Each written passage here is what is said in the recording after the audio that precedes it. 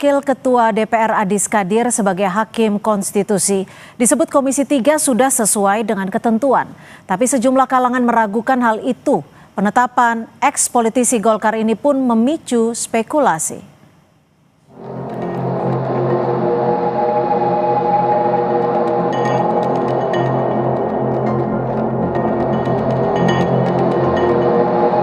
Mewakafkan salah satu kader terbaik Golkar yang dulunya adalah pimpinan DPR yang namanya Pak Adis Kadir, mewakafkan ke negara untuk menjadi hakim Mahkamah Konstitusi. Proses penunjukan Adis Kadir duduk di kursi Hakim MK disebut ekspres oleh sebagian kalangan. Lewat rapat paripurna yang digelar Selasa lalu, Adis Kadir resmi terpilih sebagai Hakim Konstitusi menggantikan Hakim Arief Hidayat yang memasuki masa purna tugas 5 Februari mendatang. Mengenai keanggotaannya sebagai petinggi di Golkar, Ketua Umum Partai Golkar Bahlil Lahadalia tegaskan, Adis bukan lagi kader partai. Ia menyebut Golkar telah mewakafkan Adis untuk menjadi Hakim Mahkamah Konstitusi. Kami hari ini mewakafkan salah satu kader terbaik Partai Golkar yang dulunya adalah pimpinan DPR yang namanya Pak Adis Kadir, mewakafkan ke negara untuk menjadi Hakim Mahkamah Konstitusi.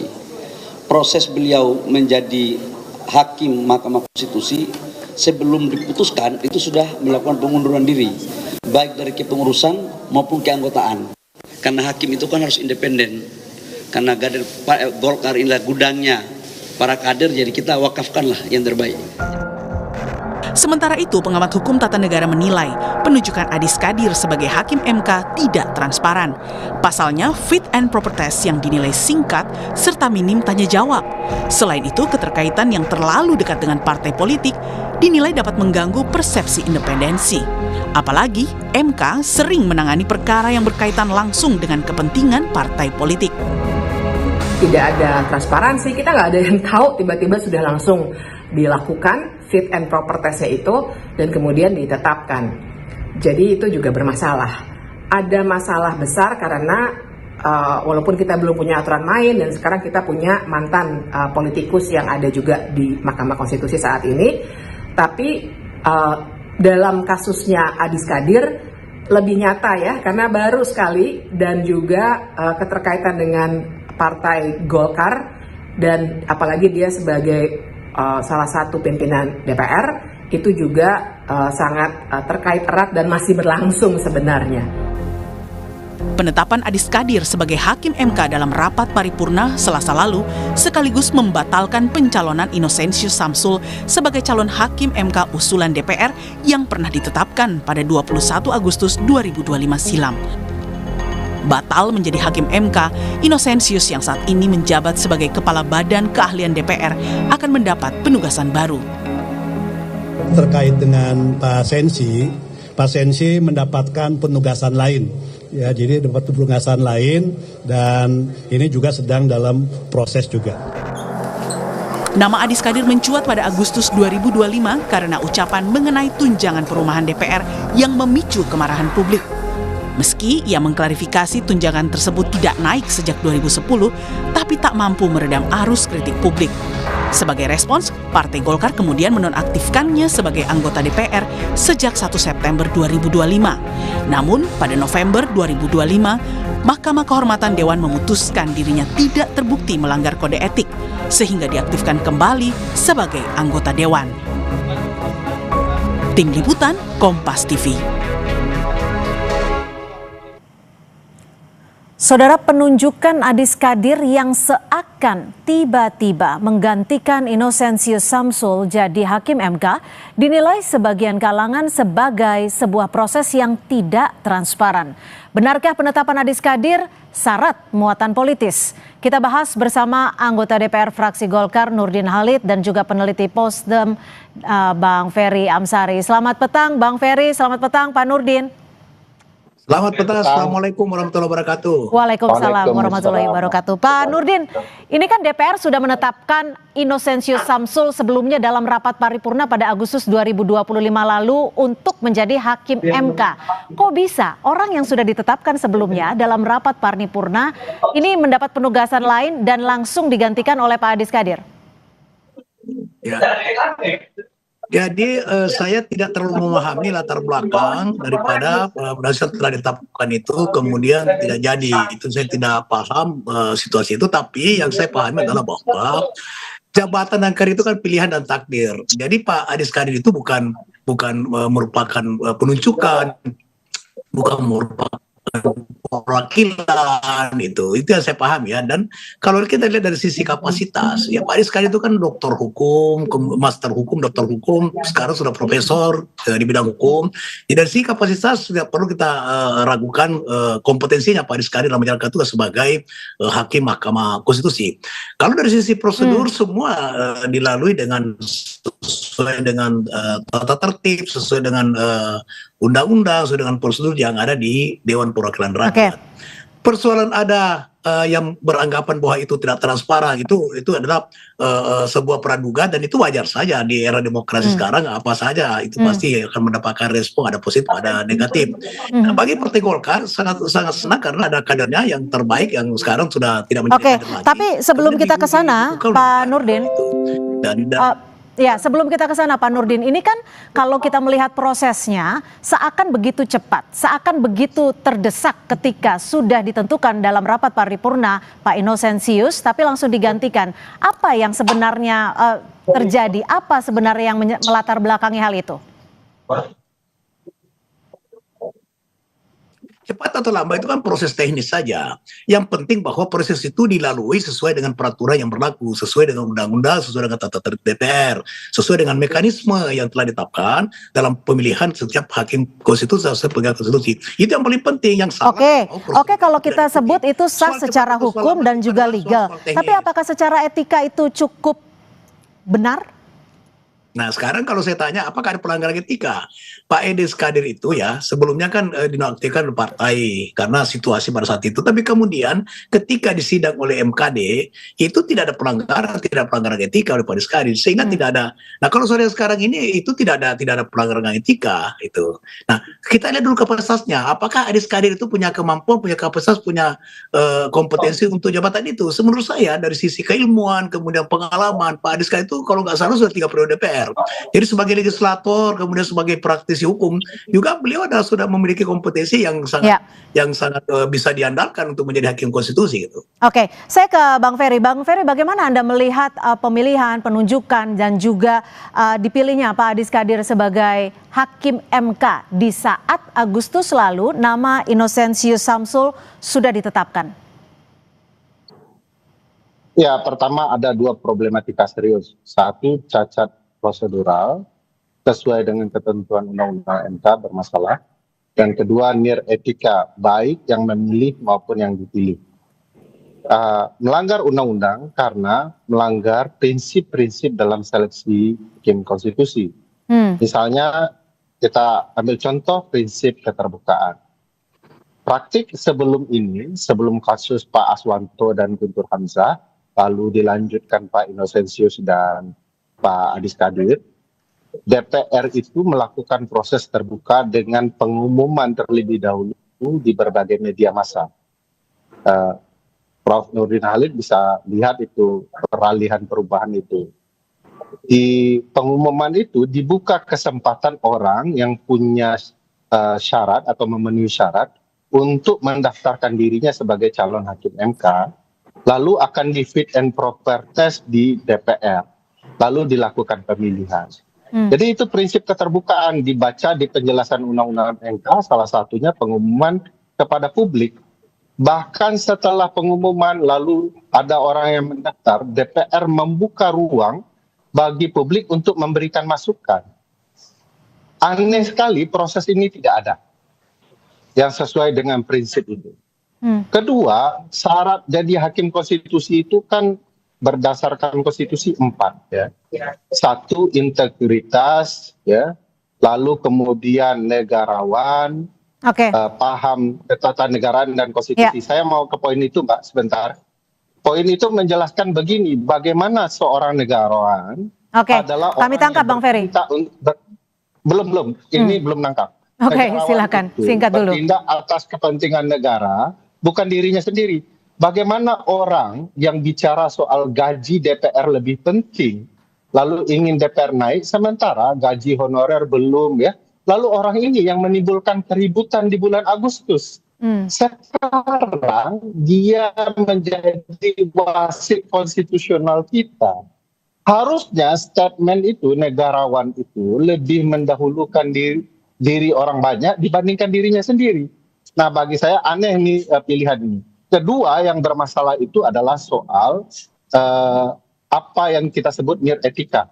Bayangkan DPR sudah milih orang, lalu memberikan akad bahwa ini adalah hakim yang terpilih, tiba-tiba hakim itu ditarik kembali.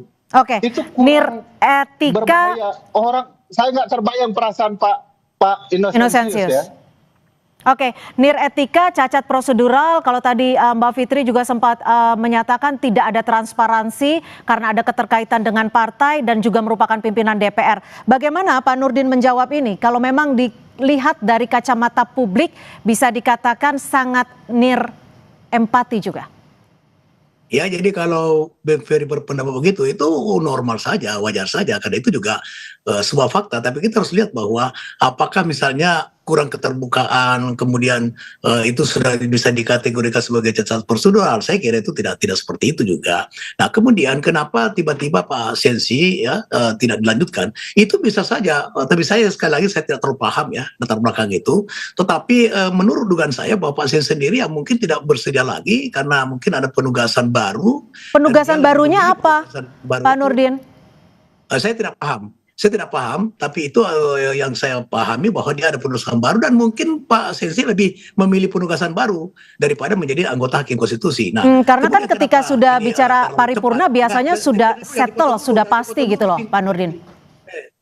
Jangan dipotong dulu, kita nggak bisa ngomong kalau komen potong terus itu. Ya, Bu Ferry tadi itu masih harusnya dia perjelas dulu soal-soal negarawan tadi itu. Jadi tolong jangan dipotong dulu. Jadi kenapa kemudian ini cepat prosesnya? Karena kebutuhan. Karena Agustus ini kan Pak Arif sudah pensiun. Sementara Pak Sensi ada penugasan baru dan dia lebih milih penugasan baru itu daripada menjadi konstitusi. Itu yang membuat salah satu faktor sehingga ada percepatan dalam pemilihan itu. Tapi yang paling penting bahwa seluruh prosedur itu kemudian dilalui oleh DPR sesuai dengan tata tertib, sesuai dengan undang-undang. Saya kira itu yang paling penting. Kemudian kalau dilihat dari kapasitas, sekarang saya katakan bahwa tidak ada yang pernah dilakukan soal kompetensi daripada Pak Adis Kadir. Beliau sudah berpengalaman sebagai legislator. Saya secara pribadi sangat baik ya, bukan karena beliau juga sebagai orang Bugis, tapi track record-nya itu saya paham betul, saya ikuti betul, dan dia punya kompetensi kapasitas untuk itu. Tapi kalau dikatakan etika? Persoalan kemarin ini dikatakan Bu Ferry tadi bukan satu-satunya pernyataan atau komentar Pak Adis Kadir tentang gaji DPR yang memicu terjadinya kerusuhan, terjadinya aksi ekstrasi massa yang begitu besar. Bukan hanya itu, banyak faktor lain. Itu sebetulnya hanya menjadi pemicu saja yang dibuat-buat sehingga mengorbankan orang yang sebetulnya apakah orang tidak bisa berbuat apa tidak menciptakan sesuatu kesalahan. Saya saja seperti ini sekarang berkomentar bisa saja saya ada keliru berkomentar. Nah, Pak Adis itu kan hanya keliru berkomentar terhadap satu pernyataan tentang gaji DPR. Nah, gitu. Nah, sehingga oleh MKD menyatakan bahwa Pak Adis Kadir tidak terbukti melanggar etika. Ya, saya ke Bang Ferry. Sinyal Anda sedikit terganggu, Pak Nurdin. Bang Ferry, kita tahu bahwa Mahkamah Konstitusi memiliki peran yang cukup besar, pengawal konstitusi. Lalu apa yang akan terjadi ke depannya jika saat ini hakim Mahkamah Konstitusi diisi oleh politisi? Kalau sebelumnya kita sudah tahu ada nama Arsul Sani dan saat ini ada nama Adis Kadir. Ya, sebenarnya bahasa pasal 24C Undang-Undang Dasar 1945 itu kan hakim konstitusi diajukan oleh DPR, Presiden, dan Mahkamah Agung. Jadi tidak diseleksi oleh DPR sebenarnya.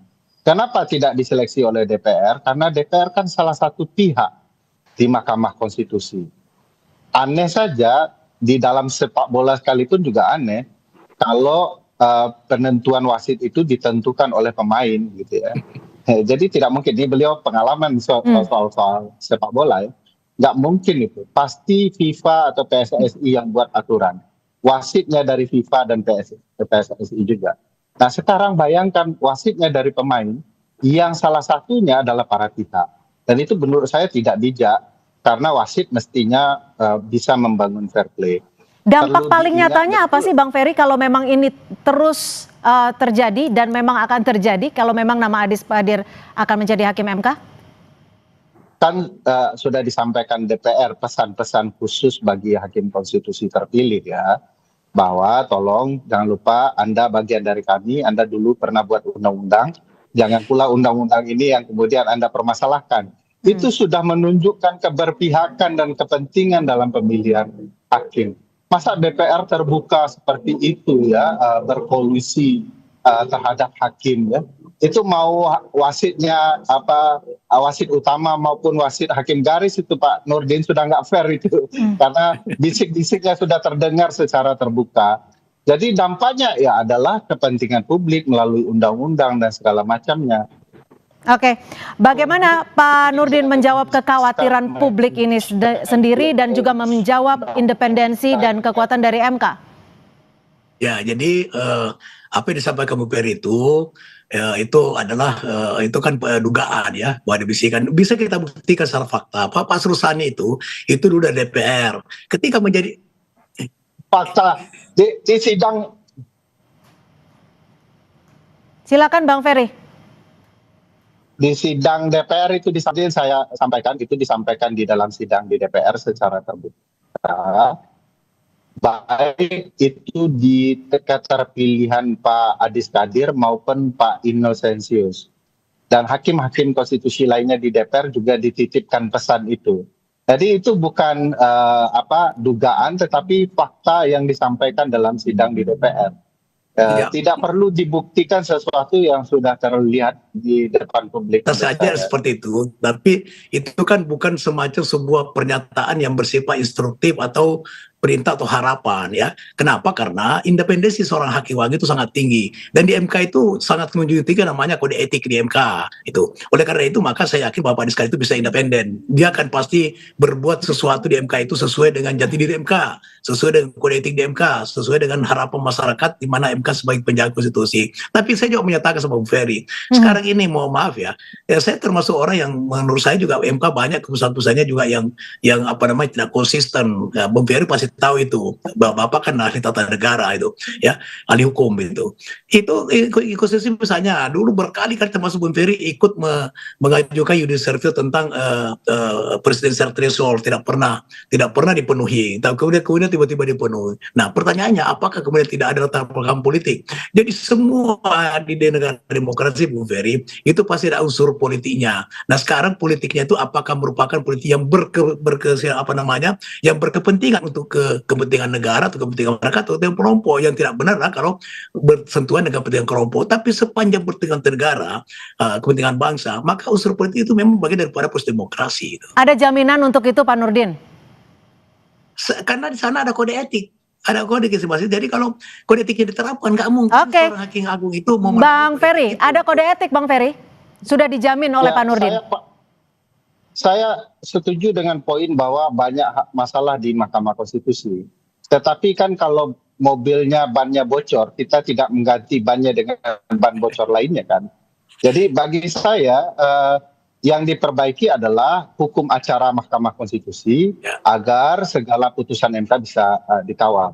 Nah ini sayang juga nih teman-teman di DPR Pak Nurdin, masalahnya di undang-undang hukum acaranya yang diperbaiki undang-undang Mahkamah Konstitusinya.